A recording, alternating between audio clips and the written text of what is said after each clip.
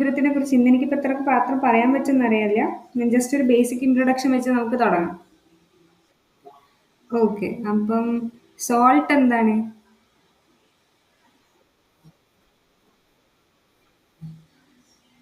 Salt എന്ന് പറഞ്ഞു കഴിഞ്ഞാൽ ഇപ്പം സോൾട്ടിന് ഇപ്പം നമ്മൾ ഇത്ര കാലം പഠിച്ചല്ലോ. അപ്പോൾ സോൾട്ടിന്റെ ബേസിക് ഡെഫിനിഷൻ നമ്മൾ എന്താ പഠിച്ചത്?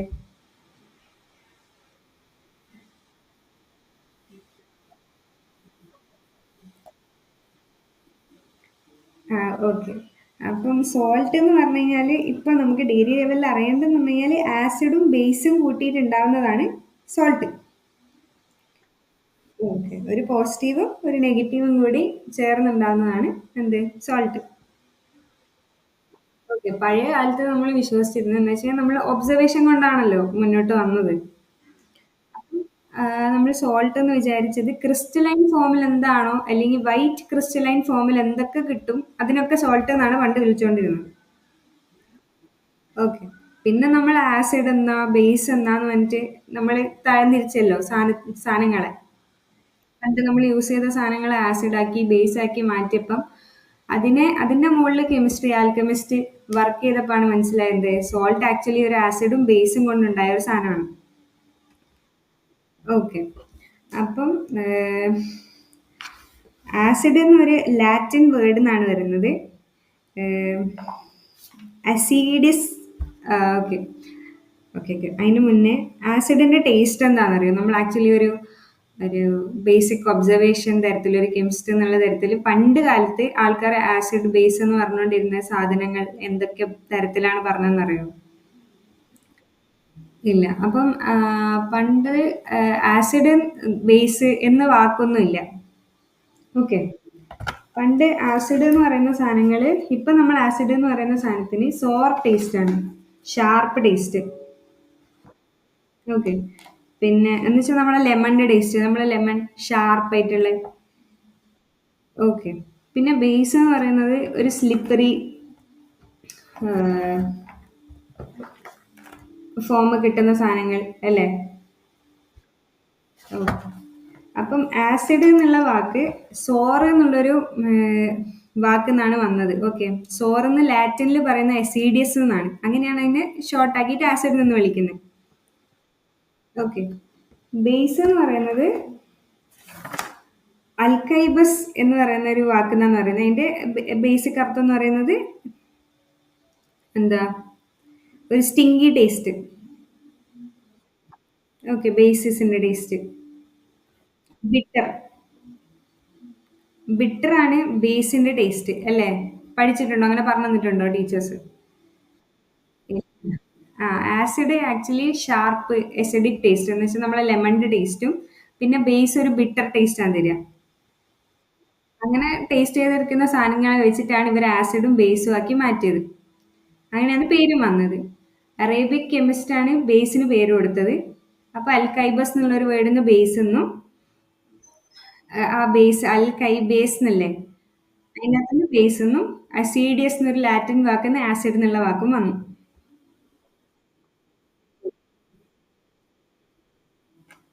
അല്ല, നമുക്ക് ഇവിടുന്ന് മനസ്സിലാക്കി പഠിച്ചു കഴിഞ്ഞാൽ കൂടുതൽ നല്ല വൃത്തിക്ക് മനസ്സിലാവും. ഞാൻ എന്തായാലും സിസ്റ്റത്തിലോട്ട് ഇത് നോട്ട്സിലോട്ടേക്ക് ഇറങ്ങും, പേടിക്കണ്ട.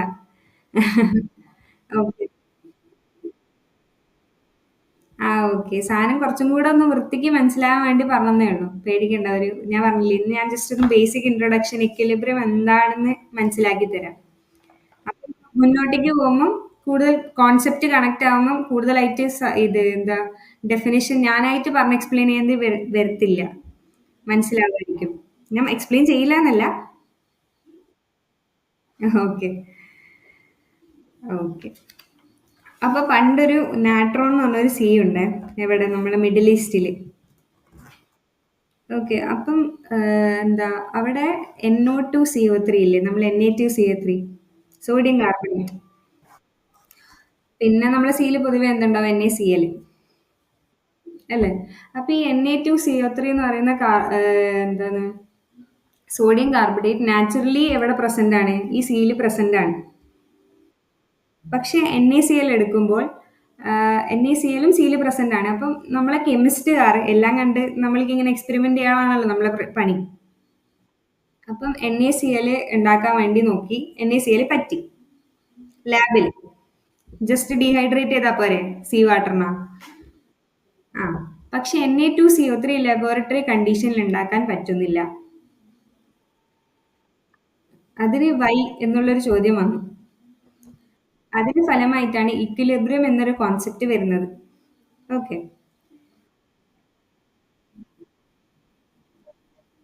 ആ, Na2CO3 നാച്ചുറലി ഒക്കറിങ് ആണ്. NaCl. നമ്മളെ സോഡിയം പോലെ തന്നെ നമ്മളെ നാട്ടിൽ NaCl ആണ് കൂടുതൽ അബാൻഡൻഡ്. അതേപോലെ മിഡിൽ ഈസ്റ്റ് അതുപോലത്തെ കൺട്രീസിൽ വേറെ വേറെ സാധനങ്ങളാണ്.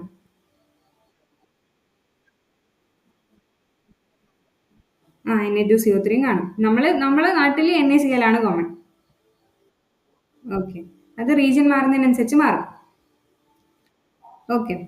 അപ്പം റിയാക്ഷൻസ് Na2CO3 ലാബിൽ നടത്താൻ നോക്കിയപ്പം ലാബിൽ നടക്കുന്നില്ല. ഓക്കെ. പക്ഷെ നാച്ചുറലി ഭയങ്കര അബണ്ടന്റ് ആണ് എന്ത് Na2CO3 അല്ലേ? അത് നമ്മൾ കാണപ്പെട്ടു. അത് ഇപ്പം എന്താ നാച്ചുറലായിട്ട് അവൈലബിൾ ആണെന്ന് ഞാൻ പറഞ്ഞു. അപ്പൊ ഞാൻ പറഞ്ഞില്ലേ, ഏതൊരു വൈറ്റ് സോളിഡിനെ നമ്മൾ എന്ത് വിളിക്കും? ക്രിസ്റ്റൽ എന്ന് വിളിക്കും. ആ ക്രിസ്റ്റൽ എന്തായിരിക്കും? സോൾട്ട് ആണെന്നാണ് നമ്മൾ വിശ്വസിച്ചിരുന്നത്. ഓക്കെ. അപ്പം എന്താ ഈ Na2CO3 ലാബിൽ ഉണ്ടാക്കാൻ നോക്കിയപ്പോൾ പറ്റിയില്ല. ഇതെന്തുകൊണ്ടാന്ന് നമ്മൾ അന്വേഷിക്കാൻ ഇറങ്ങിയപ്പോൾ നമ്മൾ മനസ്സിലായത് കണ്ടീഷൻസ് വ്യത്യാസമാണ്. ലബോറട്ടറി കണ്ടീഷൻ അൺചേഞ്ചിങ് ആണ്. ആണോ? അല്ലേ? നമ്മൾ വാട്ടർ കൊടുത്ത് ടെമ്പറേച്ചർ കൊടുത്ത് pH കൊടുത്ത് ഇതൊക്കെ പെർമനന്റ് ആണ് അല്ലേ? പക്ഷെ നേച്ചറിലോട്ടേക്ക് നോക്കിക്കഴിഞ്ഞാൽ നമുക്ക് കാണാൻ പറ്റും ടെമ്പറേച്ചർ മാറുന്നുണ്ട്. അല്ലേ? ചിലപ്പോൾ ഹൈ ടെമ്പറേച്ചർ ആയിരിക്കും. അപ്പൊ കാർബൺ ഡൈ ഓക്സൈഡോ എന്തും ഉണ്ടാക്കി കഴിഞ്ഞാൽ അത് ഹൈ ആയിട്ട് ഇവാപ്പറേറ്റ് ചെയ്ത് പോകും. വാട്ടർ ഇവാപ്പറേറ്റ് ചെയ്ത് പോകും. അതിനകത്ത് നാച്ചുറലി വാട്ടറിൽ പ്രസന്റ് ഇപ്പം മഴ പെയ്ത് വെള്ളം വന്നു കഴിഞ്ഞാൽ അത് കുറച്ചും കൂടെ ഡൈല്യൂട്ടഡ് ഫോമിലാവും. അല്ലേ? പിന്നെന്താ ടെമ്പറേച്ചർ, പിന്നെ വേറെ എന്തൊക്കെയാ കണ്ടീഷൻസ്? Concentration of ions. ഇപ്പം ഒരു സൊല്യൂഷൻ നമ്മൾ എടുത്തു കഴിഞ്ഞാൽ നമ്മളൊരു ലബോറട്ടറി കണ്ടീഷനിൽ എടുക്കുന്നെങ്കിൽ ആ സൊല്യൂഷന്റെ കോൺസെൻട്രേഷൻ എന്തായിരിക്കും? അൺചേഞ്ചിങ് ആയിരിക്കും അല്ലേ? കോൺസ്റ്റന്റ് ആയിരിക്കും. പക്ഷെ ഞാൻ പറഞ്ഞത് നമ്മൾ ഈ ടെമ്പറേച്ചർ മാറുന്നതിനനുസരിച്ച് നമ്മളെ വാട്ടറിലുള്ള അയൺസ് ഇവാപ്പറേറ്റ് ചെയ്ത് പോകും. ഏത് വാട്ടർ ഇവാപ്പറേറ്റ് ചെയ്ത് പോകും. അപ്പൊ അതിനെ അപേക്ഷിച്ച് കോൺസെൻട്രേഷൻ കൂടിയില്ലേ? കൂടി. അപ്പം റിയാക്ഷൻ എങ്ങോട്ടേക്ക് ഫേവർ ചെയ്യാം? അങ്ങനത്തെ രീതിയിലുള്ള കണ്ടീഷൻസ് ഉണ്ടായി. ഓക്കെ. അങ്ങനെയാണ്. അപ്പം അതുവരെ റിയാക്ഷൻ റിവേഴ്സിബിൾ ആണെന്ന് ആരും പറഞ്ഞിട്ടുണ്ടായിട്ടില്ല. എല്ലാവർക്കും ആകെ അറിയാം എന്താ പറയുക, HCl H+Cl ഗിവൽ HCl, അല്ലെങ്കിൽ NaCl+CaCO3 എന്തേരും Na2CO3 അങ്ങനെ പെർമനന്റ് ആയിട്ടുള്ള റിയാക്ഷൻ എന്ന് വെച്ചാൽ ഫോർവേഡ് റിയാക്ഷൻ മാത്രമേ നമുക്ക് ആ കാലഘട്ടം വരെ അറിയുന്നുണ്ടായിട്ടുള്ളൂ. ഓക്കെ. അതിന് ശേഷമാണ് എന്ത് വന്നത്? എന്തുകൊണ്ടായിരിക്കും റിയാക്ഷൻ ലാബിൽ നടക്കുന്നില്ല പക്ഷെ പുറത്ത് നടക്കുന്നുണ്ട്? അങ്ങനെയാണെങ്കിൽ എൻവയറമെന്റൽ കണ്ടീഷൻ മാറുന്നുണ്ട്. അങ്ങനെയാണെങ്കിൽ റിയാക്ഷൻ ഫോർവേഡ് നടക്കുന്നുണ്ട്, ബാക്ക്വേർഡ് നടക്കുന്നുണ്ട് എന്നുള്ളൊരു എന്തോന്ന് ഒരാളിങ്ങനെ പറഞ്ഞു. അങ്ങനെയാണ് ഇക്വിലിബ്രിയം, ഒരു ബാലൻസ് വരുന്നുണ്ടാവുക. ബൈ ഡയറക്ഷണൽ റിയാക്ഷൻ ആയിരിക്കാം നടക്കുന്നത്. ഇനി ഈ ബൈ ഡയറക്ഷൻ റിയാക്ഷനിൽ തന്നെ പല ചോദ്യങ്ങൾ വരും. എന്താ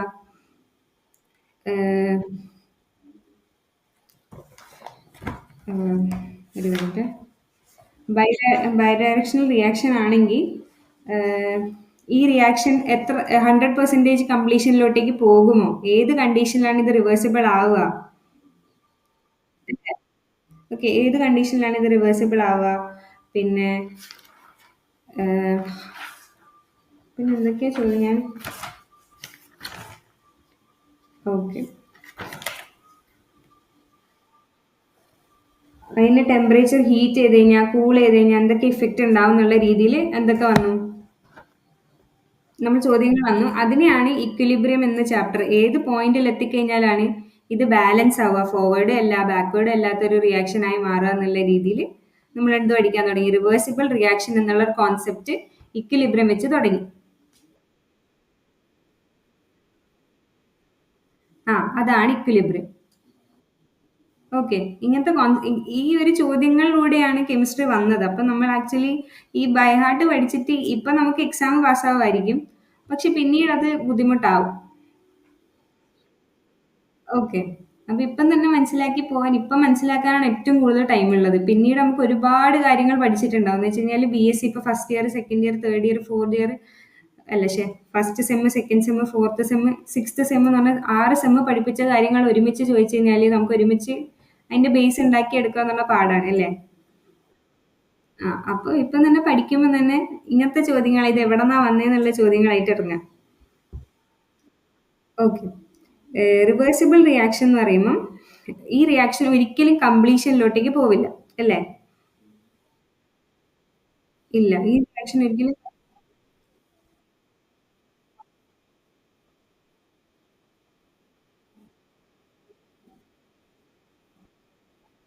ആക്ച്വലി ക്ലിയർ ഇല്ല കേട്ടോ. ഒന്നുകൂടെ പറയാവോ?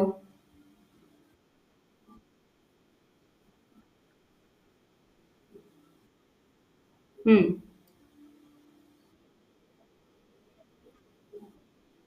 അറ്റ്ലീസ്റ്റ് അല്ല അല്ല അല്ല. എല്ലാ റിയാക്ഷനും റിവേഴ്സിബിൾ റിയാക്ഷൻ അല്ല. റിവേഴ്സിബിൾ റിയാക്ഷൻ കംപ്ലീഷനിലേക്ക് പോകില്ല. കംപ്ലീഷൻ എന്ന് പറഞ്ഞു കഴിഞ്ഞാൽ അതിന്റെ പ്രോഡക്റ്റ് മൊത്തമായിട്ട് എന്ന് വെച്ച് കഴിഞ്ഞാൽ ഇപ്പൊ Na+Cl ആണ് എക്സാമ്പിൾ എങ്കിൽ ഇല്ലല്ല. ഇപ്പൊ താഴെ തന്ന എക്സാമ്പിൾ CH3COOH+H2O സ്ക്രീൻ കാണുന്നില്ലേ? ഓക്കെ. ഇതിനകത്ത് ഈ CH3COO- +H3O+ എന്ന ഫൈനൽ പ്രൊഡക്റ്റ് ഒന്നും ഒരിക്കലും ഉണ്ടാവില്ല. ഈ പ്രൊഡക്റ്റിലുള്ള മിക്സറും റിയാക്റ്റിലുള്ള മിക്സറും എപ്പോഴും എന്തിലുണ്ടാവും? നമ്മൾ റിയാക്ഷൻ മിക്സറിലുണ്ടാവും. ഇപ്പൊ Na+Cl നമ്മൾ കമ്പൈൻ ചെയ്താൽ നമ്മളെ റിയാക്ഷൻ കംപ്ലീറ്റ് ആയില്ലെങ്കിൽ NaCl മാത്രമേ അവിടെ ഉണ്ടാവും. റിയാക്ഷൻ മിക്സറിൽ ഇതെല്ലാം ഉണ്ടാവും. എത്ര ശതമാനം നമുക്ക് പറയാൻ പറ്റില്ല. അത് നമ്മളിപ്പോ അതിന് ശേഷം പഠിക്കും. അത് ഈ റിയാക്ഷൻ കണ്ടീഷനെ ഡിപ്പെൻഡ് ചെയ്യും. എത്രമാത്രം പ്രൊഡക്റ്റ് ഫോം ചെയ്യുന്നുണ്ട്, എത്രമാത്രം റിയാക്ഷൻ ഫോർവേഡ് പോകുന്നുണ്ട്. ഇക്വിലിബ്രിയം എന്ന് പറഞ്ഞു കഴിഞ്ഞാൽ ഒരു കണ്ടീഷൻ എത്തിക്കഴിഞ്ഞാൽ ഫോർവേഡ് റിയാക്ഷന്റെ റേറ്റും ബാക്ക്വേർഡ് റിയാക്ഷന്റെ റേറ്റും എന്താവും? ഈക്വൽ ആവും. കോൺസെൻട്രേഷൻ സെയിം ആവുന്നല്ല. എത്രമാത്രം പ്രൊഡക്റ്റ് കോൺസെൻട്രേഷൻ ഉണ്ട് അത് റിയാക്ടന്റെ കോൺസെൻട്രേഷൻ ഈക്വൽ ആവുന്നില്ല. റിയാക്ഷൻ ഫോർവേഡിൽ നടക്കുന്നുണ്ടോ അതേ റേറ്റ് ബാക്ക്വേർഡിൽ നടക്കുന്നുണ്ടോ? ഓക്കെ. ഓക്കെ.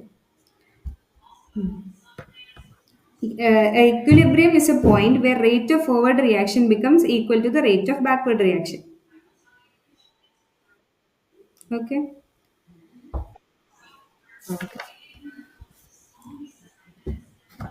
റേറ്റ് ഇക്വേഷൻ ഏതാണ് അറിയില്ലേ?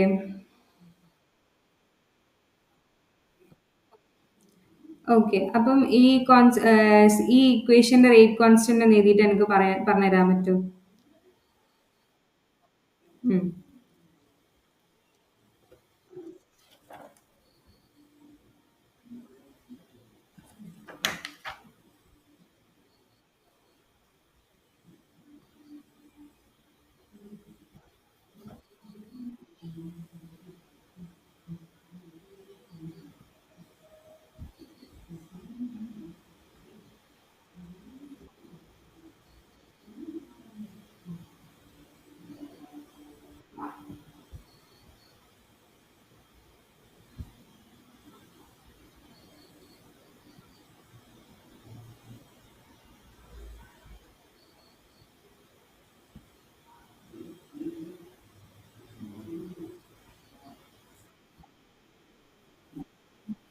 ഉം. പറയൂ.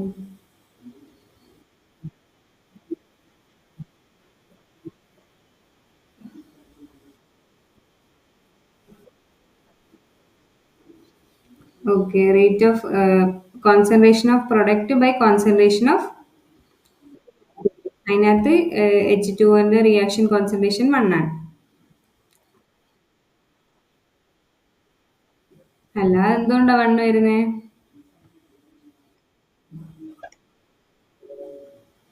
അത് ആക്ച്വലി നമ്മളൊരു സൊല്യൂഷൻ നോക്കിക്കഴിഞ്ഞാൽ സൊല്യൂഷനിൽ ആ വാട്ടറിന്റെ കോൺസ്റ്റന്റ് ഭയങ്കര ഹൈ ആണ്. അത് കൺസിഡർ ചെയ്യേണ്ട ആവശ്യമില്ല. വാട്ടർ അവിടുത്തെ എന്താണ് സൊല്യൂഷൻ ആണ്, സോൾവെന്റ് ആണ്. അങ്ങനെ. ഓക്കെ. അതൊരു എന്താണ് ഒരു അയോൺ ആയി നമ്മൾ കൺസിഡർ ചെയ്യണം. പക്ഷെ അതെന്താ ഒരു ന്യൂട്രൽ ആണ്.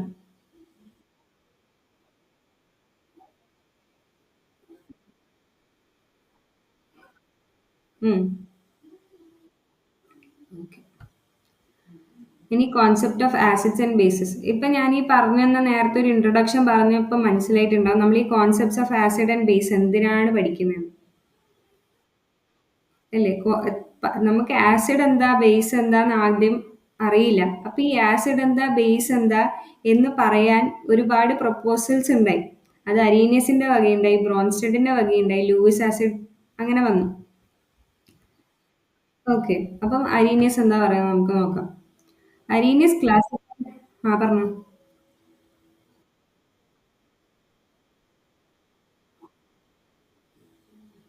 ആ ഞാൻ സിലബസ് കണ്ടായിരുന്നു. ഒരു മിനിറ്റ് ഞാൻ ഒന്ന് കൺഫേം ചെയ്യാം കേട്ടോ. എനിക്ക് സിലബസ് അയച്ചു തന്നായിരുന്നു.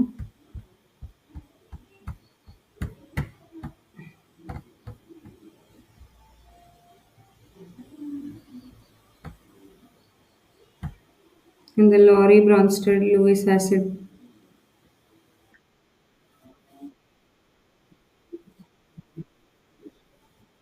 എന്നാ പിന്നെ പറയുമല്ലോ, ഓർമ്മയുണ്ടോ?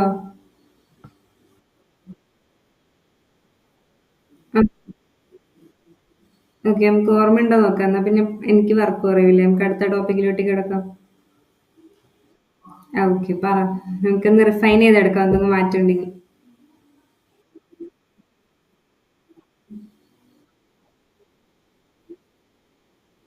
ആ ഓക്കെ.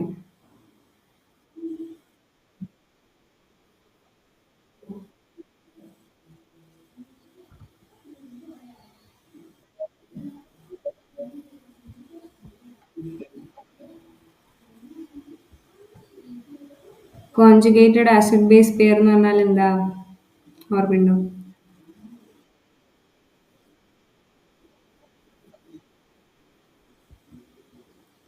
ഓക്കെ, നമുക്ക് ഇങ്ങനെ തന്നെ പഠിച്ചാൽ പോരെ? ഓക്കെ. അല്ല, അറിയുന്ന ഭാഗമെങ്കിൽ പൊതുവെ ബോറടിക്കുന്ന ഒരു സംഭവമൊക്കെ വരും. പിന്നെ ട്യൂഷൻ വന്നിട്ട് ബോറടിച്ചിരിക്കണ്ടല്ലോ. അത് അറിയില്ല, സ്കിപ്പ് ചെയ്യാം, പറഞ്ഞാൽ മതി. Okay. Okay. Arene is classified into a substance, into an acid or a base in terms of characteristics in which it produce aqueous solution. ഒരു സൊല്യൂഷനിൽ എച്ച് പ്ലസ് ആണോ ഒ എച്ച് മൈനസ് ആണോ പ്രൊഡ്യൂസ് ചെയ്യുന്നത് അതിന്റെ ബേസിസിലാണ് എന്ത് പറയുന്നത്, അരീനിയസിന്റെ ആസിഡും ബേസ് പറയുന്നത്. ആസിഡ് എച്ച് പ്ലസ് പ്രൊഡ്യൂസ് ചെയ്യും, base O H minus produce ചെയ്യും. അതിനെയാണ് ആര് പറഞ്ഞത്, അശ്വിൻ പറഞ്ഞത്. കറക്റ്റ് ആണല്ലേ? ഓക്കെ. അതിന്റെ എക്സാമ്പിള് ഇതാ ഇവിടെ.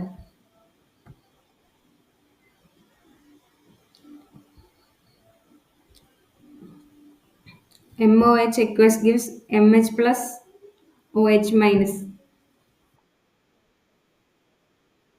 ജനറൽ ഇക്വേഷൻ ആണ്. ഓക്കെ. ഇവിടെ H A gives H plus plus A S minus, ഇവിടെ H plus A S minus H എന്ന് പറയുന്ന ഒരു ജനറൽ ആസിഡ് ഇക്വേഷൻ.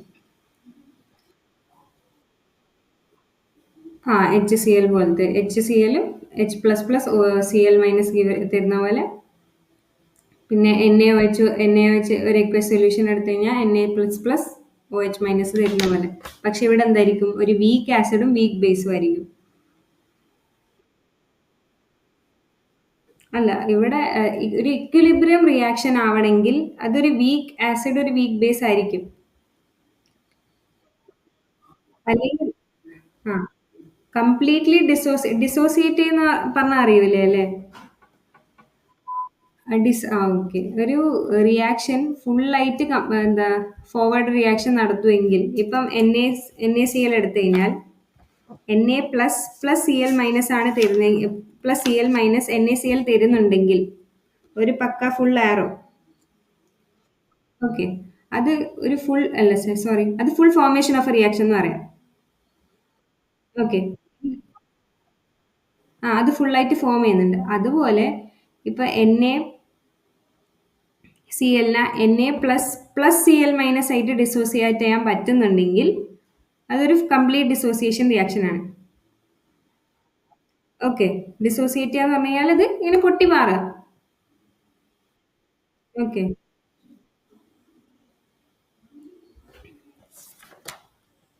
ഹലോ. എന്തൊക്കെ ചോദിച്ചായിരുന്നു? ഓക്കെ, മനസ്സിലായില്ലേ? ഫുൾ ആയിട്ട് ഡിസോസിയേറ്റ് ചെയ്യാന്ന് പറഞ്ഞാൽ എന്താന്ന് മനസ്സിലായില്ലേ?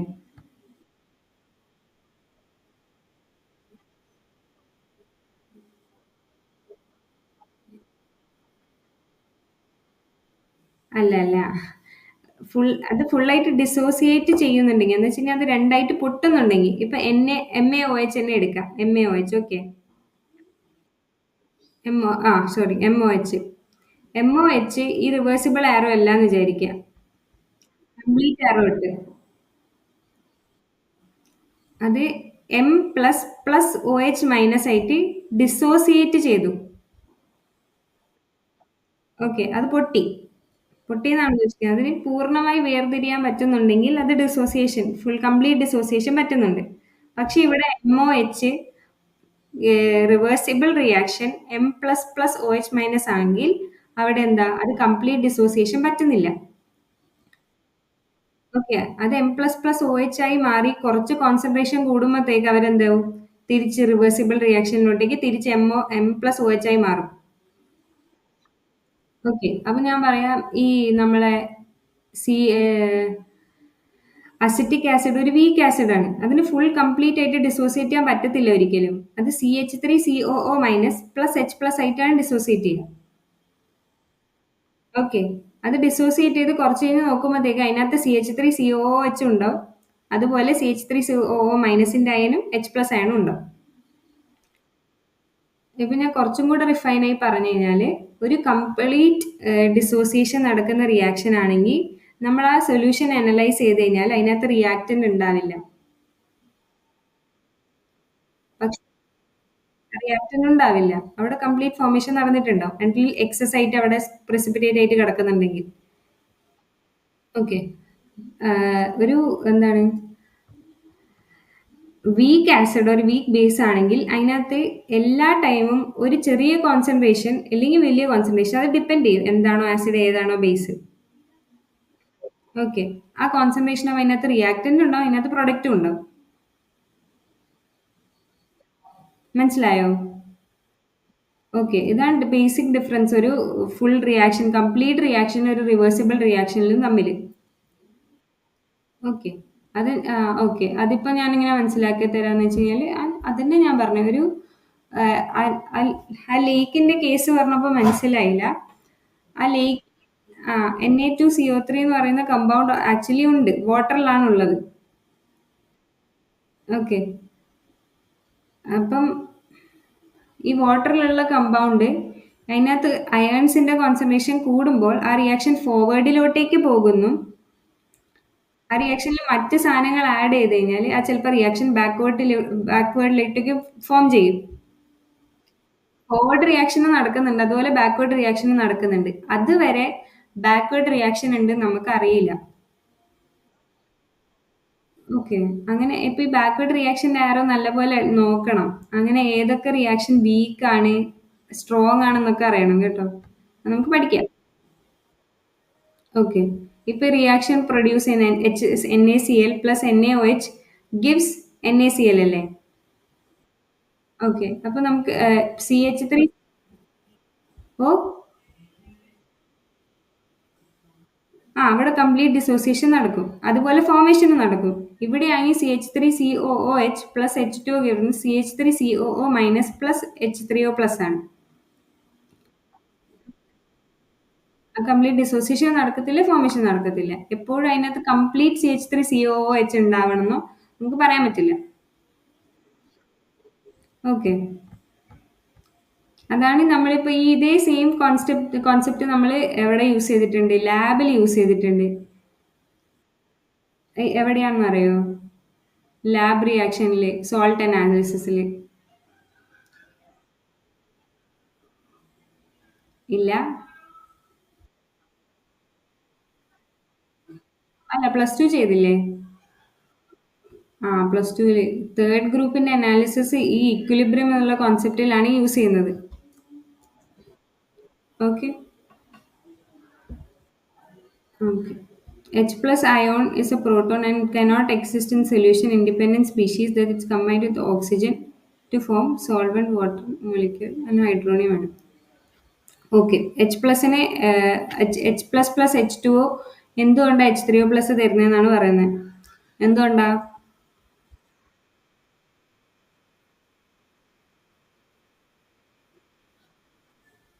അല്ല, H+ന് ആക്ച്വലി സ്റ്റേബിൾ ആയിട്ട് ഒറ്റയ്ക്ക് നിൽക്കാൻ പറ്റില്ല. അതുകൊണ്ടാണ് പൊതുവെ വാട്ടർ സറൗണ്ടിങ്ങിൽ ഉള്ളതുകൊണ്ട് H++H2O ഗിവ് H3O+ ആവുന്നത്. ഇത് റിയാക്ഷനിൽ ഹെൽപ്പ് ചെയ്യാൻ വേണ്ടിയിട്ടാണ്. ഇപ്പം നമുക്ക് എല്ലായ്പ്പോഴും ഇപ്പം CH3COOH കുറിച്ച് പറഞ്ഞു കഴിഞ്ഞാൽ നമ്മൾ റിയാക്ഷൻ മുന്നോട്ട് നോക്കിക്കഴിഞ്ഞാൽ എവിടെയെങ്കിലും CH3COH എങ്ങനെ ഡിസോസിയേറ്റ് ചെയ്യാം? ഇക്വേഷൻ പറഞ്ഞാട്ടെ. CH3COH മാത്രമാണ്, H+ ഇല്ല, H2O+ ഇല്ല.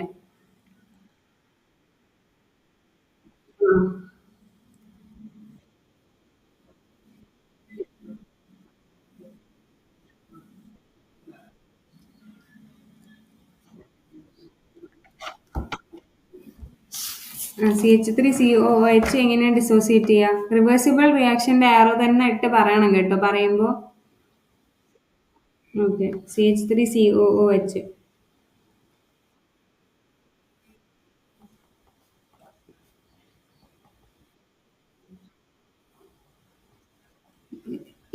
ക്വസ്റ്റ്യൻ എന്താ കേട്ടെ?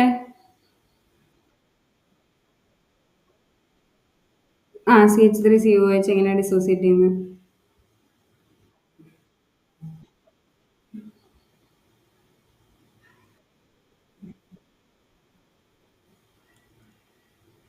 ഓക്കെ,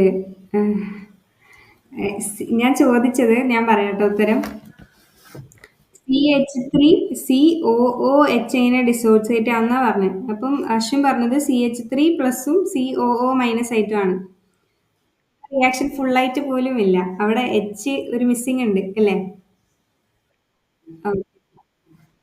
ഓക്കെ, അപ്പൊ CH3COO- അല്ലെങ്കിൽ മൈനസ് പ്ലസ് H+ ആയിട്ടാണ് ഡിസോസിയേറ്റ് ചെയ്യുന്നത്. COO- plus H+. ഓക്കെ, അപ്പൊ ഈ റിയാക്ഷൻ നോക്കുക. CH3COOH+H2O give CH3COO- plus H3O+, അല്ലേ? അവിടെ എന്തുകൊണ്ട് അങ്ങനെ വന്നേ? ആ, അതന്നെ. ഹൈഡ്രജൻ ഒറ്റയ്ക്ക് ഹൈഡ്രജൻ എന്നല്ല പറയാ, പ്രോട്ടോൺ എന്നാണ് പറയാ കേട്ടോ. H+ ആണ്. പ്രോട്ടോൺ ഒറ്റയ്ക്ക് സ്റ്റേബിൾ അല്ല, ഇനി അങ്ങനെ പറയരുതേ. പ്രോട്ടോൺ ആണ്, ഹൈഡ്രജൻ അല്ല. ഓക്കെ, ഹൈഡ്രജൻ അയൺ എന്ന് പറയാം, അല്ലെങ്കിൽ പ്രോട്ടോൺ എന്ന് പറയാം. പ്രോട്ടോൺ ഒറ്റയ്ക്ക് എക്സിസ്റ്റ് ചെയ്യില്ല. അപ്പൊ അതിന് സ്റ്റേബിൾ ആവാൻ സറൗണ്ടിങ്ങിലുള്ള വാട്ടറിനൊപ്പം കമ്പൈൻ ചെയ്തിട്ട് അത് H3O+ ആവും.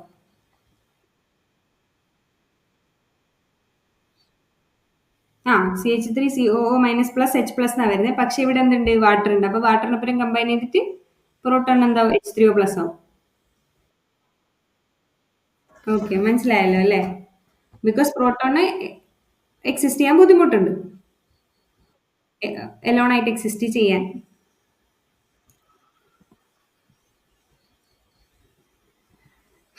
ഉം. എങ്ങനെ? അല്ല, അത് മനസ്സിലാക്കിയാൽ മതി. ഇത് ചിലത് കോൺസെപ്റ്റ്സ് ആണ്, അത് പിന്നീട് എന്തിനാവശ്യം വരും? എഴുതാൻ ആവശ്യം വരും. മനസ്സിലാവുന്ന ഭാഷയിൽ എഴുതിയാൽ മതി. ഓക്കെ, ഇപ്പൊ എന്തൊക്കെ മനസ്സിലായി? ഒരു റിവേഴ്സിബിൾ റിയാക്ഷൻ എന്താണെന്ന് മനസ്സിലായി, ഇക്വിലിബ്രിയം എന്താണ് മനസ്സിലായി. മനസ്സിലായോ?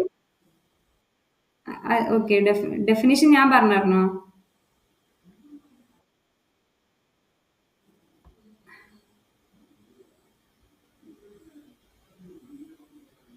എന്തെങ്കിലും ബുദ്ധിമുട്ടുണ്ടെങ്കിൽ പറ, എന്നാലല്ലേ എനിക്ക് അതുപോലെ ചെയ്യാൻ പറ്റൂ.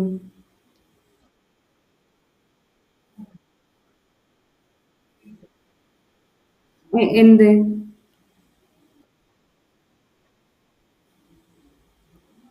അല്ല, ഇത് എക്സാമിന് എടുത്ത് ചോദിക്കത്തില്ല. ഇതിപ്പോ എക്സാമിന് എന്ത് CH3COO, ഇപ്പൊ എക്സാമിന് ഞാൻ പറയാം, ഇത് just part of the syllabus ആണ്. അപ്പൊ CH3COH. ഓ, ഇതിപ്പം മനസ്സിലായില്ലല്ലോ, അപ്പൊ നമുക്ക് അതൊന്ന് സ്ട്രോങ് ആക്കണ്ടേ? അങ്ങനെ ഇതിപ്പം നമ്മൾ ഇപ്പം ഞാൻ പറഞ്ഞു കഴിഞ്ഞാൽ ഇതൊരു ബേസിക് കാര്യമാണ്. അതിപ്പം ഞാൻ പറഞ്ഞില്ലെങ്കിലും അറിയേണ്ട ഒരു കാര്യമായിരുന്നു അല്ലേ? ആ അപ്പൊ ഇത് ഞാൻ ജസ്റ്റ് ഒന്ന് സ്ട്രോങ് ആക്കി തന്നേ ഉള്ളൂ. ഇതിപ്പോ എക്സാമിന് എടുത്ത് ചോദിക്കുക എന്ന് വെച്ചാൽ റിയാക്ഷനാ ചോദിക്കുക. ആ റിയാക്ഷൻ എഴുതാൻ എന്ത് പറ്റണം? ഫ്ലുവന്റ് ആയിട്ട് പറ്റണം. അതുകൊണ്ട് ഞാൻ പറഞ്ഞു. ഓക്കെ. ഓക്കെ, നോട്ട് ചെയ്യാൻ തരാം. ഓക്കെ.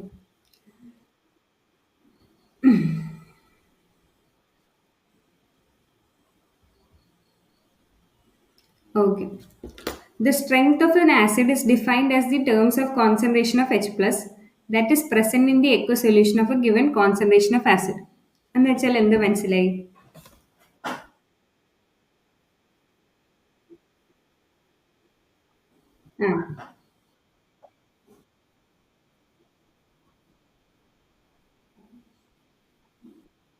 ആ എന്ന് വെച്ചാൽ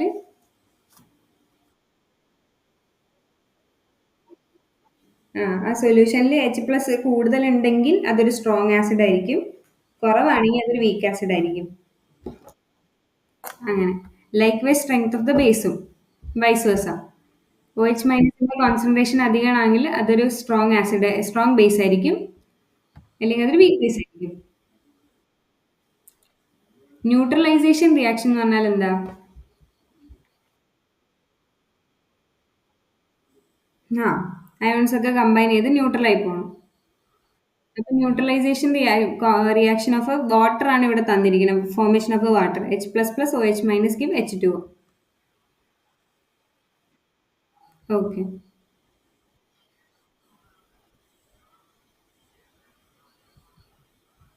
ഇനി യൂട്ടിലിറ്റി ഓഫ് അരീനിയസ് ആസിഡ് എന്താ നോക്കാം. അരീനിയസ് ആസിഡിന്റെ concept. Okay. Arrhenius concept. Hello. ഓ അതെ. യൂട്ടിലിറ്റി എന്ന് പറഞ്ഞു കഴിഞ്ഞാൽ അതിന്റെ ഉപകാരം. ആ എത്രമാത്രം അത് നമുക്ക് ആ ഒരു ഇപ്പൊ നമ്മളൊരു ഹൈപ്പോത്തസിസ് ഞാൻ നാളെ എന്തെങ്കിലും പറഞ്ഞു കഴിഞ്ഞാൽ അത് അംഗീകരിക്കണം എന്നില്ലല്ലോ. അതിന്റെ യൂട്ടിലിറ്റി എന്താണ്? ഞാൻ ഒരു കെമിസ്റ്റ് ആണ്, ഞാൻ പറയുന്നത് കേൾക്കണം, ഇതാണ് ഞാൻ ഇറക്കിയ ഹൈപ്പോത്തസിസ് എന്ന് പറഞ്ഞു കഴിഞ്ഞാൽ കേൾക്കൂലല്ലോ. ഇല്ല. അങ്ങനെ ആ സമയത്ത് ആസിഡ് ബേസിന് ഒരു കോൺസെപ്റ്റ് കൊടുത്തപ്പോൾ അതിനൊരു യൂട്ടിലിറ്റിയും കൂടെ നമുക്ക് അറിയണ്ടേ. The Arrhenius concept of an acid and base was able to explain the number of phenomena like neutralization, salt hydrolysis, strength of acid and base, etc. എന്താ പറഞ്ഞേ? അരീനിയസ് കോൺസെപ്റ്റ് വന്നപ്പം നമുക്ക് ന്യൂട്രലൈസേഷൻ റിയാക്ഷൻ എന്തുകൊണ്ടാണ് നടക്കുന്നതെന്ന് മനസ്സിലായി. Salt hydrolysis, strength of acid base, പല പല സോൾട്ടും പണ്ട് അവൈലബിൾ ആയിരുന്നു. പക്ഷെ ഒരു സോൾട്ട് എന്താ മറ്റേ സോൾട്ടിനെക്കാട്ടും സ്ട്രോങ് എന്ന് നമുക്ക് മനസ്സിലായിട്ടില്ല. അല്ലെ ഒരു ബേസ് എന്താ മറ്റൊരു ബേസിനെക്കാളും സ്ട്രോങ് ആയിട്ട്. ഇപ്പം പണ്ട് അവൈലബിൾ ആയിട്ടുള്ള ബേസ് എന്ന് പറയുന്ന സോഡ ആഷ് അല്ലെങ്കിൽ എന്താ വുഡ് ആഷ്. ആഷ് നമുക്ക് ഇല്ലേ അവൈലബിൾ ആയിട്ടുള്ളത് ഉണ്ടാവും. അപ്പൊ ഈ ആഷ് വെച്ചിട്ടാണ് എന്ത് യൂസ് ചെയ്യുന്നത്? നമ്മൾ ഈ വെണ്ണീര് വെച്ചിട്ട് നമ്മൾ മണ്ണ് ഇപ്പം ഇപ്പം വെസൽസ് ഒക്കെ വൃത്തിയാക്കിയിട്ടുണ്ടോ? പണ്ട് കേട്ടിട്ടുണ്ടോ മണ്ണ് വെച്ചിട്ടൊക്കെ വൃത്തിയാക്കും, ആഷ് വെച്ചിട്ട് വൃത്തിയാക്കുന്നേ? ആ ഓക്കെ. അപ്പൊ അത് ബേസ് ഉള്ളതുകൊണ്ടാണ്, അതിനകത്ത് ബേസ് ഉണ്ട്. അപ്പൊ അതൊരു സോപ്പ് ആയിട്ടാണ് വർക്ക് ചെയ്യുന്നത്. ഓക്കെ. ഫുള്ളി സോപ്പ് അല്ല, എന്നാലും അതിനകത്ത് എന്ത് ബേസിക് സ്ട്രെങ്ത് ഉള്ളതുകൊണ്ട് എന്താ ഒ എച്ച് മൈനസ് ഉള്ളതുകൊണ്ട് അത് ഡേർട്ടിനെ റിമൂവ് ചെയ്യാൻ വേണ്ടിയിട്ട് ഹെൽപ്പ് ചെയ്യുന്നുണ്ട്. ഓക്കെ. അതുപോലെ ഒരു ആസിഡ് സ്ട്രോങ് ആണോ ഒരു ബേസ്, അതിപ്പോ നമ്മൾ മുകളിൽ പഠിച്ചത് അല്ലേ? കോൺസെൻട്രേഷൻ ഓഫ് എച്ച് പ്ലസ് കൂടി അത് അസിഡിക് ആവും, concentration of base O H minus കൂടി അത് ബേസിക് ആവും. അതൊക്കെ അരീനിയസ് തിയറി എന്നാണ് നമുക്ക് മനസ്സിലായത്. ഓക്കെ. അതിന്റെ മുന്നേ നമുക്കറിയില്ല. എന്ന് വെച്ചാൽ പല സോൾട്ട് ഉണ്ട്, ചിലത് ചില രീതിയിൽ ബിഹേവ് ചെയ്യും. നമുക്ക് ആകെ അറിയാം ഇതൊന്ന് വെള്ള കളറാന്ന് മാത്രമേ അറിയത്തുള്ളൂ. ഓക്കെ. അപ്പൊ അങ്ങനെ അരീനിയസ് തിയറി വന്നപ്പോഴാണ് ഇതിങ്ങനെ മനസ്സിലാവാൻ തുടങ്ങിയത്. Here a proton is donated by HCl to NH3 and NH3 as shown in Bohr. Note that it is not considered an acid-base reaction according to Arrhenius concept. Arrhenius base is a substance that releases OH minus into and water. On other hand, Bronsted base is a substance that accepts proton domain do not produce OH minus in wire. Okay എനിക്ക് തോന്നുന്നു ഇവിടെ ഒരു okay ഇത് text ഓർഡറിലല്ല. അവിടെ 149 കഴിഞ്ഞിട്ട് 154 തുടങ്ങുന്നത്. Okay, നമുക്ക് നാളെ ടാക്കിൾ ചെയ്യാം. തൽക്കാലം നമുക്ക് ബാക്കി അറിയുന്നത് പറയാം. ഓക്കെ, അപ്പം ബ്രോൺസ്റ്റഡ് എന്ന് പറയുന്നത് ബ്രോൺസ്റ്റഡിന്റെ ആസിഡ് ബേസ് എന്തായിരുന്നു? അരീനിയസിന്റെ ആസിഡ് ബേസ് തിയറി അറിയാമെന്ന് പറഞ്ഞു. ബ്രോൺസ്റ്റഡിന്റെ അറിയാമോ?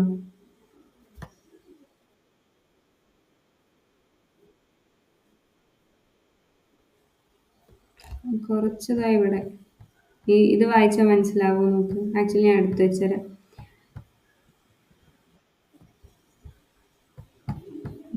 ലൂസ് കോൺസെപ്റ്റിന് മുന്നിൽ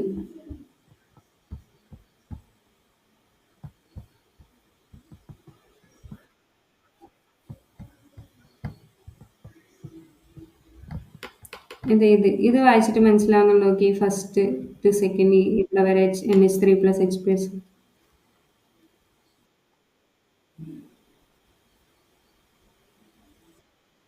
ഉം. ഉം. ഉം.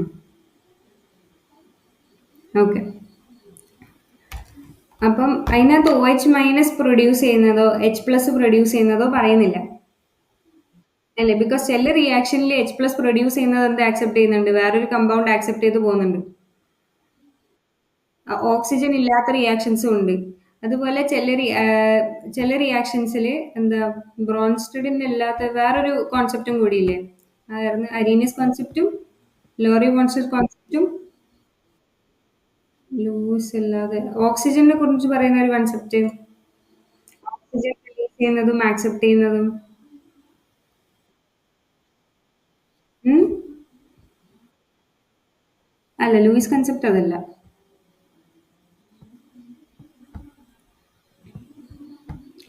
ഓക്കെ, അപ്പം അതിനകത്ത് ഇപ്പം നമുക്ക് ഇത് വെച്ചിട്ടായാലും പറഞ്ഞാലും ഒരു അരീനിയസ് ആസിഡിൽ OH മൈനസ് അല്ലേ O ഇല്ലേ? OH മൈനസ് ഓക്സിജൻ പ്രസന്റ് ഉള്ള കമ്പൗണ്ടിന് നമുക്ക് എന്ത് പറയാൻ പറ്റും? O മൈനസ് ബ്രേസ് ആന്ന് പറയാൻ പറ്റും. പക്ഷെ ഇപ്പം NH3 ഇത് മാത്രം NH3HCl ഉണ്ടാകുന്ന റിയാക്ഷനിൽ ആസിഡ് ബേസ് നമുക്കൊന്നും പറയാൻ പറ്റില്ല അല്ലേ? അങ്ങനത്തെ ആസിഡ് ബേസിനെ ഡിഫൈൻ ചെയ്യാൻ വേണ്ടിയിട്ട് ബ്രോൺസ്റ്റഡ് ഒരു ന്യൂ കോൺസെപ്റ്റ് കൊണ്ടുവരുന്നു. ആസിഡ് കൊടുക്കുന്നവൻ ആസിഡ്, H+ കൊടുക്കുന്നവൻ ആസിഡും ആക്സെപ്റ്റ് ചെയ്യുന്നവൻ ബേസും. ഇതെന്താ? ഇതൊന്നും യൂണിവേഴ്സൽ തിയറീസ് അല്ല. ഇത് നമുക്ക് എന്താ പറയാൻ പറ്റില്ല. ഇത് ഒക്കെ മാറിക്കൊണ്ടിരിക്കും അല്ലേ? ഏതും ഒരു പെർട്ടിക്കുലർ റിയാക്ഷന് നമുക്കത് പറയാൻ പറ്റില്ല. ലൂയിസ് ആസിഡും എന്താണ് ലോറി ബ്രോൺസെറ്റിന്റെ കോൺസെപ്റ്റ് നമുക്ക് എല്ലായിടത്തും ഇടാൻ പറ്റില്ല. അതുപോലെ എന്ത് ഇടാൻ പറ്റില്ല? അരീനിയസ് കോൺസെപ്റ്റും എല്ലായിടത്തും ഇടാൻ പറ്റില്ല. പല ആസിഡിനും പല കോൺസെപ്റ്റ് ആയിട്ട് വരുന്നു. അപ്പൊ ഇതിനൊക്കെ ടാക്കിൾ ചെയ്യാൻ വേണ്ടിയിട്ടാണ് ലൂയിസിന്റെ കോൺസെപ്റ്റ് വരുന്നത്. ലൂയിസ് പറയുന്നത് വെച്ച് കഴിഞ്ഞാല് ഒരു ഇലക്ട്രോൺ പെയർ ഡൊണേറ്റ് ചെയ്യുന്നവൻ ബേസും അല്ല, ഡൊണേറ്റ് ചെയ്യുന്നവൻ ആസിഡും ആക്സെപ്റ്റ് ചെയ്യുന്നവൻ ബേസും. ഓക്കെ, അപ്പൊ അവിടെ ഇലക്ട്രോൺ പെയർ കൊടുക്കുന്നോണ്ട് എന്ത് കോൺസെപ്റ്റ്? അവിടെ ഓക്സിജൻ ഡോണർ ആയാലും OH മൈനസ് ആയാലും H+ ആയാലും എല്ലാം നമുക്ക് മനസ്സിലാവാൻ പറ്റും അല്ലേ? അങ്ങനെയാണ് ലൂയിസ് കോൺസെപ്റ്റ് വരുന്നത്. Okay, in a Bronsted-Lowry concept, the acid-base reaction are regarded as proton-transfer reaction. അല്ലേ? അതല്ലേ നമ്മൾ പറഞ്ഞേ? This concept is well accepted and extensively used. Lewis observed that the Bronsted-Lowry concept was too restrictive. അത് ഭയങ്കര restrictive ആയിരുന്നു. ഞാൻ പറഞ്ഞില്ലേ, അത് എല്ലാവർക്കും യൂസ് ചെയ്യാൻ പറ്റുന്നില്ല. Proposed more general definition of an acid and base. അങ്ങനെ ഒരു more general definition of acid and base ആണ് ആര് കൊണ്ടുവന്നത്? ലൂയിസ്. ഇത് ആക്ച്വലി നിങ്ങളുടെ ടെക്സ്റ്റ് തന്നെയാണ് കേട്ടോ. ഇത് MG യൂണിവേഴ്സിറ്റിന്റെ എന്താ സെം 4 ടെക്സ്റ്റ് തന്നെയാണ്.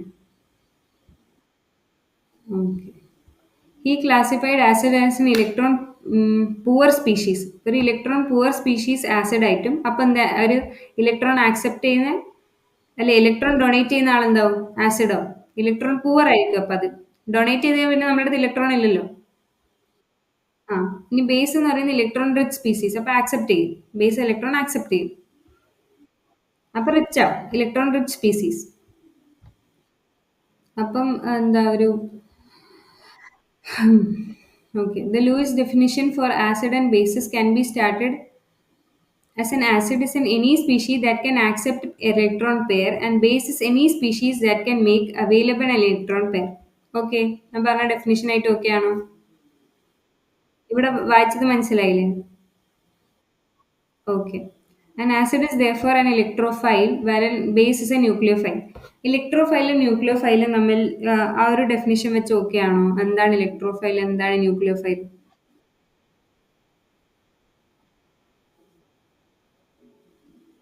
ആര്? ആ ഓക്കെ. ന്യൂക്ലിയോഫൈല്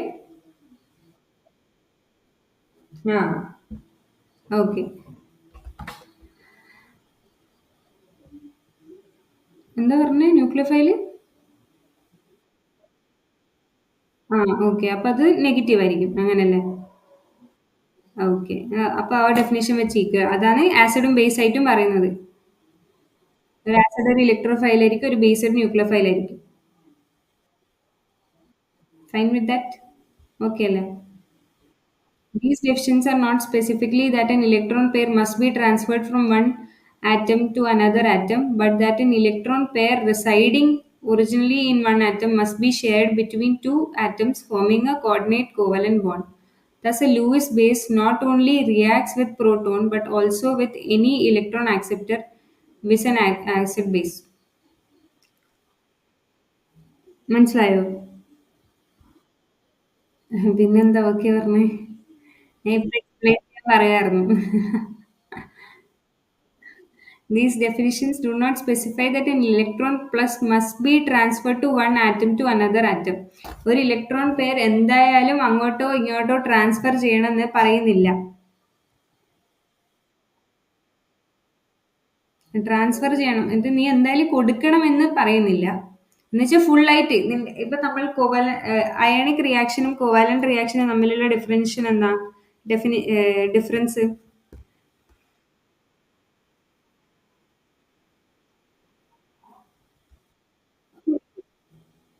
ഫുൾ ആയിട്ട് കൊടുക്കും. Na+ന്റെ അടുത്ത് രണ്ടെണ്ണം ഉണ്ടെങ്കിൽ അത് രണ്ടെണ്ണം കൊടുത്തിട്ട് അത് പോസിറ്റീവ് ആവും. Na+ന്റെ അടുത്ത് രണ്ടില്ല, അതായിരിക്കണം. Na+ന്റെ അടുത്ത് ഒന്നുണ്ടെങ്കിൽ Na അടുത്ത് ഒന്നുണ്ടെങ്കിൽ അത് ഒന്ന് കൊടുത്തിട്ട് അത് പോസിറ്റീവ് ആവും, അല്ലേ? പക്ഷെ ഇത് കാർബണിന്റെ അടുത്താണുള്ളെങ്കിൽ കാർബൺ ഷെയർ ചെയ്യും. ഓക്കെ. അപ്പൊ ലൂയിസിന്റെ ബേസിൽ ഒരു ആസിഡ് ആവണമെങ്കിൽ നിങ്ങൾ പൂർണ്ണമായി നിന്റെ ഇലക്ട്രോൺ കൊടുക്കണമെന്നില്ല. ഓക്കെ. കൊടുക്കാം, കൊടുത്തിട്ട് കോർഡിനേറ്റ് ബോണ്ട് ഫോം ചെയ്യാം. അങ്ങനെ കോർഡിനേറ്റ് ബോണ്ട് ഫോം ചെയ്യാൻ പറ്റുന്നത് ആരാണ്? ഒരു ലൂയിസ് കോൺസെപ്റ്റിൽ ആസിഡ് ഓർ ബേസ് ആയിരിക്കും. ഓക്കെ. ഒരു ആസിഡിനെ ആക്സെപ്റ്റ് ചെയ്യാൻ പറ്റുന്ന ഒരു ബേസിന് ഡൊണേറ്റ് ചെയ്യാൻ പറ്റും, പക്ഷെ ഫുൾ ആയിട്ട് പോണമെന്നില്ല. അതാണ് ഇവിടെ പറഞ്ഞത്. ഞാൻ ഒന്നുകൂടെ വായിച്ചുതരാം. എവിടെ? These definitions do not specify that an electron pair must be transferred from one atom to another atom.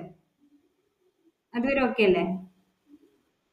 But that an electron pair residing originally, ഒരു ഇലക്ട്രോൺ പെയർ റിസൈഡിങ് എന്ന് പറഞ്ഞാൽ അവിടെ തന്നെ ഒരു ആറ്റമിന്റെ മുകളിൽ, ഇപ്പൊ നൈട്രജന്റെ മുകളിൽ രണ്ട് ഇലക്ട്രോൺ ഇരിക്കുന്നുണ്ടെങ്കിൽ ഞാൻ പറയും electron pair residing on nitrogen.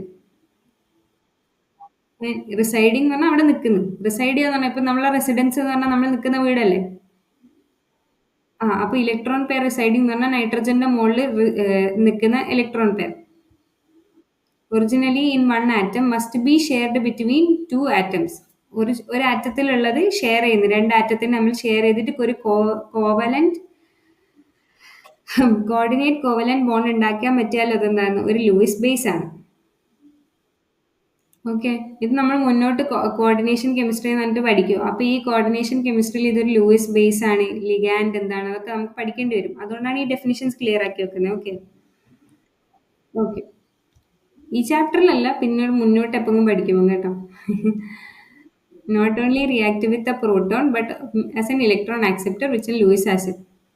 ഇനി പ്രോട്ടോണിന്റെ ഒപ്പം റിയാക്ട് ചെയ്യണം നിർബന്ധമില്ല. നമ്മൾ ബ്രോൺസ്റ്റഡ് പറഞ്ഞ പോലെ ഒരു പ്രോട്ടോണിന്റെ ഒപ്പം തന്നെ റിയാക്ട് ചെയ്യണം നിർബന്ധമില്ല. പക്ഷെ ഒരു ഇലക്ട്രോൺ ആക്സെപ്റ്റ് ചെയ്യുന്നവൻ എന്താണ്? ലൂയിസ് ബേസ് ആണ് അല്ലേ? കൊടുക്കുന്നവൻ ലൂയിസ് ആസിഡ് ആണ്, ആക്സെപ്റ്റ് ചെയ്യുന്നവൻ തെറ്റി.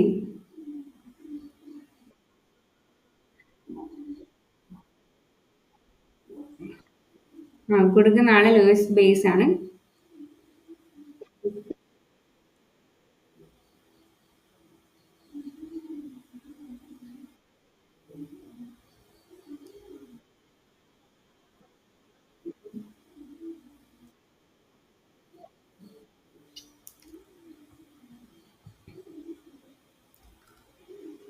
എവിടെയുള്ള Lewis base is not only react with the proton but also with an electron acceptor which is called Lewis acid. Hmm.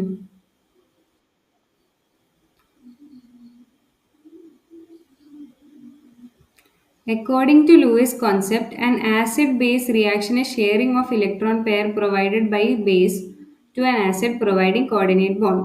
അപ്പോൾ ഒരു ആസിഡ് ബേസ് റിയാക്ഷൻ ഒരു സോൾട്ട് ഫോർമേഷൻ നടത്തുന്നുണ്ടെങ്കിൽ അവിടെ H പ്ലസോ O H മൈനസോ produce ചെയ്യണം അല്ലെങ്കിൽ share ചെയ്യപ്പെടണം നിർബന്ധമില്ല. പക്ഷേ electron pair donate ചെയ്യുന്നയോ accept ചെയ്യുന്നയോ റിയാക്ഷനും എന്തായിരിക്കും? ഒരു ആസിഡ് ബേസ് റിയാക്ഷൻ ആയിരിക്കും. Okay. In other words, any kind of coordinate covalent bond formation is an acid-base reaction. ഇപ്പോൾ ഒരു കോർഡിനേറ്റ് ബോണ്ട് എന്നാ നമ്മൾക്ക് അറിയില്ലേ?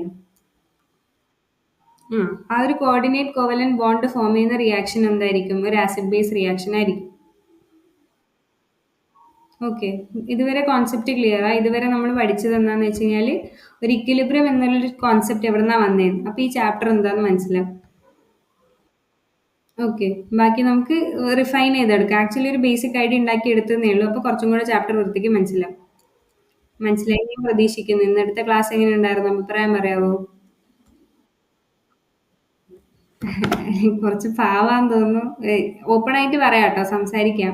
എന്തൊക്കെ മനസ്സിലാവുന്നില്ല അല്ലെങ്കിൽ ഇന്ന രീതിയിലല്ല ഞാൻ ക്ലാസ് ഉദ്ദേശിക്കുന്നത്, മാർക്ക് സ്കോറിംഗ് രീതിയിൽ മാത്രമാണ്, അങ്ങനെ അങ്ങനെ ജസ്റ്റ് കോൺസെപ്റ്റ് പഠിപ്പിക്കാതെ സാധനം എന്താണെന്ന് എക്സ്പ്ലെയിൻ ചെയ്ത് പോകണം. അങ്ങനെയാണ് എന്താണെന്ന് ക്ലിയർ ചെയ്ത് തരൂ.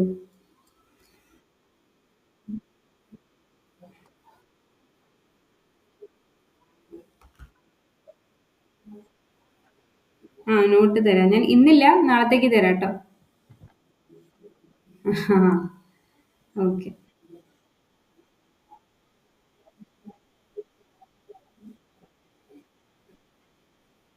ഓക്കെ, നെക്സ്റ്റ് ക്ലാസ്സിന് മുന്നേ എന്തായാലും നോട്ട് ഉണ്ടാവുമല്ലോ. അപ്പൊ ഇന്ന് പഠിപ്പിച്ചത് അന്ന് ക്ലിയർ ആയോ നോക്കാം. ഓക്കെ. അപ്പൊ ഇന്ന് എന്തൊക്കെയാ പഠിച്ചതെന്ന് എനിക്ക് പറഞ്ഞുതരാൻ പറ്റും, ജസ്റ്റ് ഒരു ടോപ്പിക് വൈസ്? ഓക്കെ. എന്താണ് എനിക്ക് ക്ലിയർ?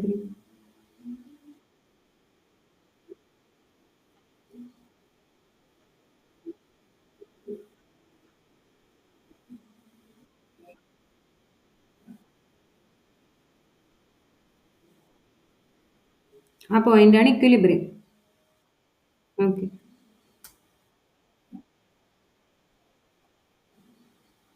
റിവേഴ്സിബിൾ റിയാക്ഷൻസ് ആണ് ഇക്വിലിബ്രിയം ഉള്ള റിയാക്ഷൻസ്. ഓക്കെ. അതൊക്കെ ആണല്ലേ? ഉം.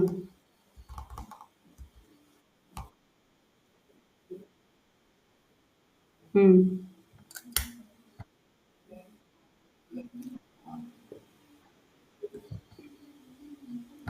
അരീനസ് കൺസെപ്റ്റ് ഉണ്ടായിരുന്നു.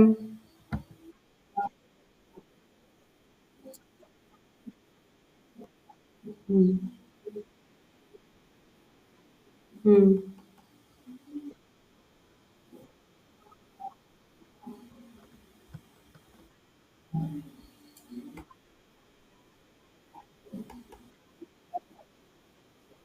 ഉം. അല്ല, പ്രോട്ടോൺ ആക്സെപ്റ്റ് ചെയ്യുന്നത് തന്നെയാണ്.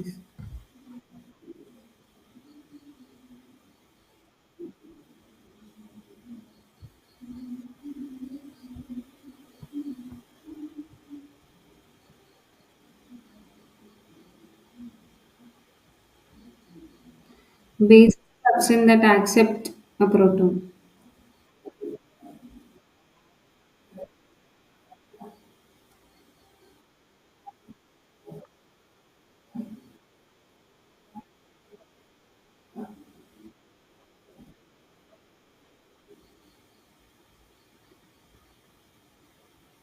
ഓക്കെ.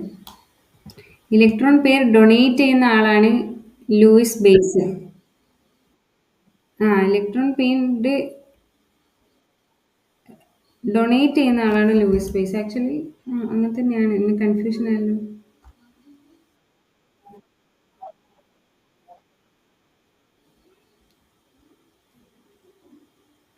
ഒറ്റ മിനിറ്റ്, നമുക്ക് കൺഫേം ചെയ്യാം.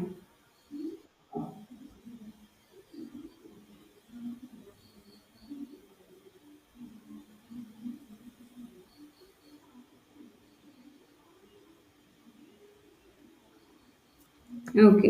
ഞാനിപ്പോൾ എന്താ പറഞ്ഞത്?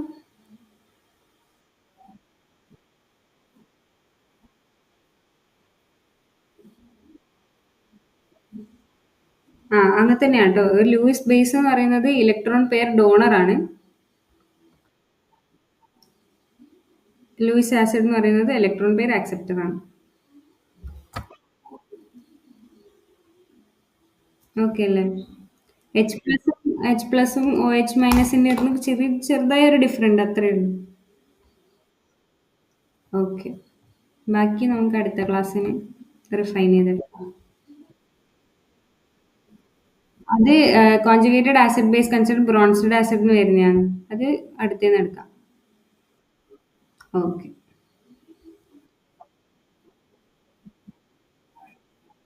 ഏത്?